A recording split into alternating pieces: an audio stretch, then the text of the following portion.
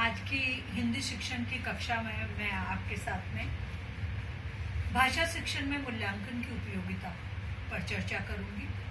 हम नियमित रूप से विभिन्न जो हमारे शिक्षण के आयाम हैं उस पर बात कर रहे हैं और हिंदी भाषा शिक्षण या किसी भी शिक्षण में मूल्यांकन एक महत्वपूर्ण कड़ी और एक उपागम है जिस पे बात करना बहुत ही अनिवार्य है। मूल्यांकन जैसा कि शब्द से स्पष्ट हो रहा है, मूल्यों का आंकलन। मूल्य कौन से? हमारे व्यक्तिगत मूल्य हो सकते हैं, सामाजिक मूल्य हो सकते हैं, हमारे चारित्रिक मूल्य हो सकते हैं, सांस्कृतिक, राजनीतिक, विभिन्न प्रकार के मूल्य हो सकते हैं। लेकिन आज जो हम बात कर रहे हैं वो शिक्षण में मूल्यों की बात कर रहे हैं। और शिक्षण में जब हम मूल्यों की बात करेंगे तो स्पष्ट है कि हमारे शिक्षण के मूल्य होते हैं कि जो भी विद्यार्थी को, अध्यापक विद्यार्थी को जो इकाई, गद्य, पद्य, व्याकरण, पाठ, गद्यांश, पद्यांश जो भी पढ़ा रहा है उसके लिए जो निर्धारित उद्देश्य है उन उद्देश्यों की को जांचना कि वो उद्देश्य प्राप्त हुए हैं या नहीं। उसके बाद में उसके अधिगम, शिक्षण अधिगम वो सुचारू रूप से चल रहा है या नहीं। और तीसरी जो बड़ी बात है वो है उसके व्यवहार में परिवर्तन आना। तो मूल्यांकन जो है वो अगर इसको विस्तृत रूप से समझा जाए तो मूल्यांकन की जो प्रक्रिया है केवल विद्यार्थियों के लिए नहीं है कि विद्यार्थियों के मूल्यों का और उसके अधिगम का और उसके व्यवहार परिवर्तन की जांच करी जाए, अपितु मूल्यांकन जो है वो अध्ययन अध्यापन दोनों के लिए आवश्यक है। अर्थात शिक्षक और शिक्षार्थी, जो अध्यापक पढ़ा रहा है उसके लिए भी मूल्यांकन उतना ही अनिवार्य है और जो पढ़ रहा है उसके लिए भी मूल्यांकन है। अब बात आती है कि मूल्यांकन की आवश्यकता क्यों है। मैं पहले ही आपको बता चुकी हूँ, चाहे तो आप इसको इस तरह से समझ लें। सबसे पहले जो पढ़ाने के लिए या जिस पाठ के लिए जो उद्देश्य निर्धारित है उनकी प्राप्ति हुई या नहीं हुई।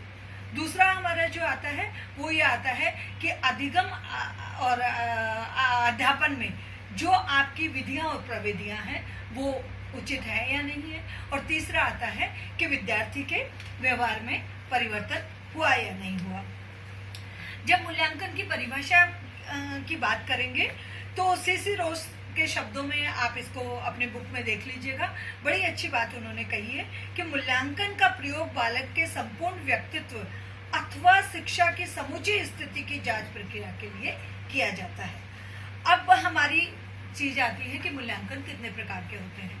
मूल्यांकन दो प्रकार के होते हैं। पहला होता है हमारा सतत मूल्यांकन और दूसरा होता है व्यापक मूल्यांकन। सतत मूल्यांकन अध्यापक द्वारा नियमित रूप से विद्यालय अपनी कक्षाओं में विद्यार्थियों का किया जाता है, जिसमें उनके अधिगम की प्रक्रिया, उनकी रुचि, उनकी अभिरुचि, उनकी बुद्धि लब्धि, उनकी तार्किक क्षमता, उनका व्यवहार, उनकी उच्चारण क्षमता और ये सारी चीजें उसके अंदर देखी जाती है। तो ये हमारा जो होता है वो मूल्यांकन, इसको सतत मूल्यांकन हम कहेंगे, जो आजकल जिसकी हम बहुत ही नई शिक्षा नीति में बात कर रहे हैं कि सतत यानी निरंतर और व्यापक मूल्यांकन, निरंतर मूल्यांकन जो किया जा रहा है। दूसरा हमारा आता है व्यापक मूल्यांकन।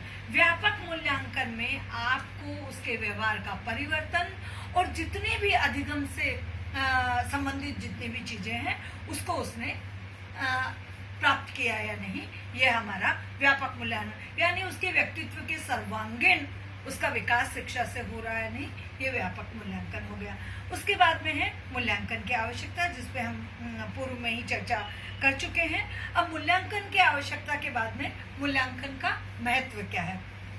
मूल्यांकन का महत्व है कि अध्यापक जो पाठ पढ़ा रहा है वो सबसे पहले उस पाठ को पढ़ाने के बाद में जब पुनरावृत्ति के द्वारा और गृह कार्य के द्वारा और वस्तुनिष्ठ प्रश्नों के द्वारा जब कक्षा में जो वो पुनरावृत्ति करता है उससे उसको पता चलता है कि वो जो विद्यार्थियों को पढ़ा रहा है वो उसमें कितना सीख पा रहे हैं या नहीं।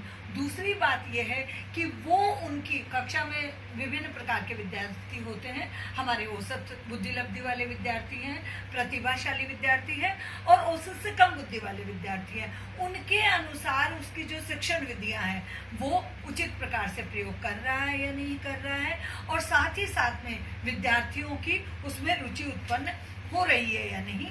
इसके लिए मोटे मोटे रूप में इसके लिए आप मूल्यांकन करते हैं। अब मूल्यांकन के बाद में दूसरी एक चीज आती है, दो शब्द हैं हमारे पास, एक है मूल्यांकन और दूसरा है परीक्षा। मूल्यांकन और परीक्षा दोनों अलग अलग हैं, दोनों को सम्मिलित नहीं किया जा सकता।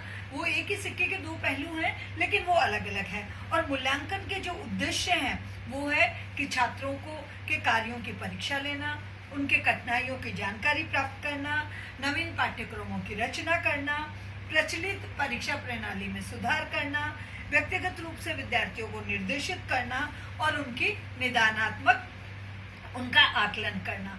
अब इसके लिए हमारी जो इसके बाद दूसरी चीज आएगी वो हमारी आएगी परीक्षा प्रणाली। और इसके बाद वाली कक्षा जो है मैं उसमें आपको ये बताऊंगी कि परीक्षा क्यों आवश्यक है, परीक्षा के कितने प्रकार हैं और परीक्षा किस प्रकार से ली जाती है। ये आज की कक्षा में मैं आपको इतना ही ये मूल्यांकन के बारे में समझाना चाहती हूँ।